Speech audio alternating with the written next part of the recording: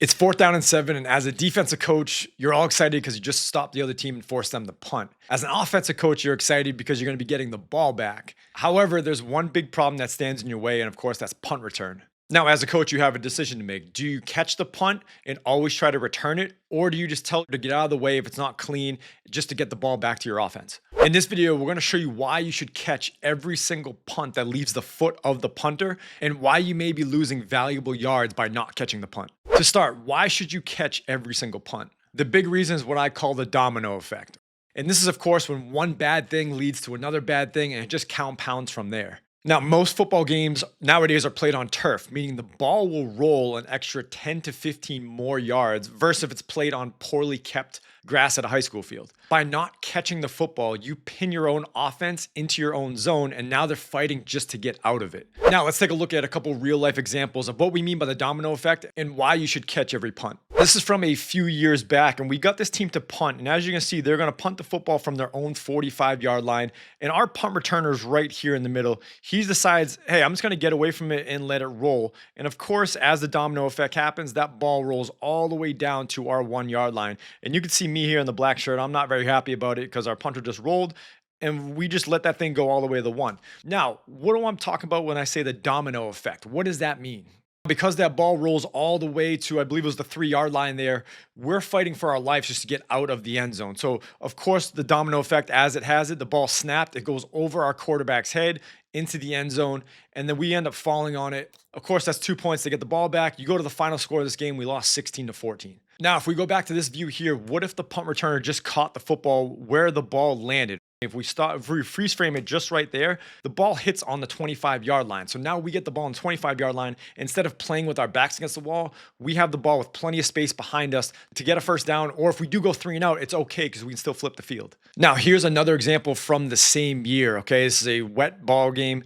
They hit an end-over-end punt. And again, we decide not to catch it because we're way too far back. That ball rolls all the way again to the 1-yard line, and we just lost all of that yards right there. And what do you think happened based on the domino effect the very next play? We end up trying to run the football here, and then our quarterback and the running back have a bad exchange. That ball gets fumbled. They jump on it. They end up getting a touchdown from it. So again, you see just from not catching the punt and letting it roll, we put ourselves in bad field position. Now, again, if you look at where this ball hits, and I'll try to freeze it perfectly there, that ball hits on right about the 36-yard line. So again, if we caught that ball on the 36-yard line, our offense isn't playing with our back against the wall, and we're able to have some space to be able to drive the ball. And if we don't get it, we can punt it back into their zone. Now, you may also be saying, well, coach, that's what you get for being in shotgun on your own goal line. But let's say you're under center, okay, and you run a quarterback sneak just to get a couple yards. Maybe you gain 2 yards. Second down, you may be thinking, hey, I'll take a shot downfield, or maybe we'll run it again for another 2 yards. But if the shot play is incomplete, or you run it for another 2 yards, you're still in a 3rd and 6, 3rd and 7 type play, and your back is still up against the wall. You got to throw the football. If that's incomplete, you're then punting from your own zone. So again, if you're thinking about field position, you're thinking about how can we get the ball out of our zone, it all starts from catching that punt and just not letting it roll into your own zone.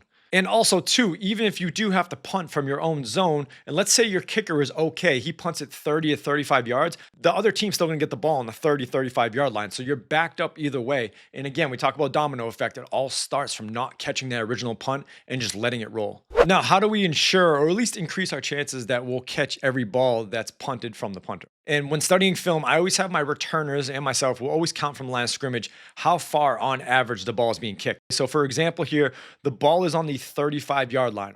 So when the ball gets kicked, I always measure from the line of scrimmage. So from the 40, 45, 50, 45, 40, that ball lands right there about, let's call it the 35-yard line. So going back to measure from where the ball started, 5, 10, 15, 20, 25, let's say it's about a 30-yard kick. So I'm going to measure each kick and just see how far it goes. And then we'll take the average of that. So if he's average putting it 30 yards, my heels would be 30 yards from the line of scrimmage. That way I give myself the best opportunity. So if he booms it, maybe it's an extra 5 yards, I can back up and catch it. If he duffs it off his foot, I can come up 5 yards to catch it. But regardless, I'm trying to take the average of where that punt is going. If you're to look at this kick here, my returner is actually 45 yards away from the line of scrimmage. And that's why he has no chance to catch the football. And this is before we implemented all this. This was years ago. But this is why we had to implement this, counting from the line of scrimmage and taking the average of all the kicks, because we would just go back there roughly, see where he's kicking it pregame and take it from there. But we tried to go more in depth and really analyze what's the average of all the kicks and where we're putting our heels to make sure we get the best return that we possibly can. Okay, so now we know where the punt's going to be. What about the returner? And this is where you need to put someone back there who is fearless, meaning they are going to catch everything. They have high confidence and they're not just going to let the ball roll. So we fortunately have a returner this year who's great. He catches everything and he doesn't care if he's going to get hit. And I think that's what you need, is because you got to make the first one miss and then you got to get all the way upfield to get as many yards as we can. Okay. We always say that we want to try to steal one first down back. So again, how can this player catch the football and get you one first down back? So if you look here, when the returner catches the football, he's at the 20-yard line. So again, we're trying to steal first down. So right there, we just gained a first down. Perfect. Right there, we just gained 2 first downs. Now he's still running 3. So we just gained 3.5 first downs just by catching the football again and not letting it roll. So can you find someone who is fearless that's going to catch the ball downfield? And even if it's someone who's not going to get you 3 first downs, can they at least just catch the football? That way the ball doesn't roll. I think that's the bare minimum and the barrier to entry when you are doing the punt return, is to make sure that they can at least just catch the football. And again, not let this thing roll all the way down the 1-yard line. You're saving so much field position if you do it that way. Now, we practice this by putting our punt returners in high stress situations. So what we'll do is we'll have 2 gunners right about 10 yards away to start, and then we'll have them run as fast as they possibly can at the returner. He's got to catch and make a move on him. Then we'll add a 3rd, then we'll add a 4th, then we'll add a 5th. So that way he's constantly feeling the stress of having to catch the ball and run here. So by the time he hits the game, he already knows what it feels like to have players closing in on him. And that way there's no issues when you're trying to return. But it all starts with just catching the football first and having the confidence as a coach to have your returner catch it, and having the confidence as a player that he's going to try to steal back 1, 2, maybe 3 first downs. Now, the next thing that you can do to protect your returner is to find out who's making all the tackles on punt. Is it the gunners that are at the bottom of the screen here, right? Is he always getting down first? Is he always getting down first? Is it your long snapper that's always getting down? He's always making the play.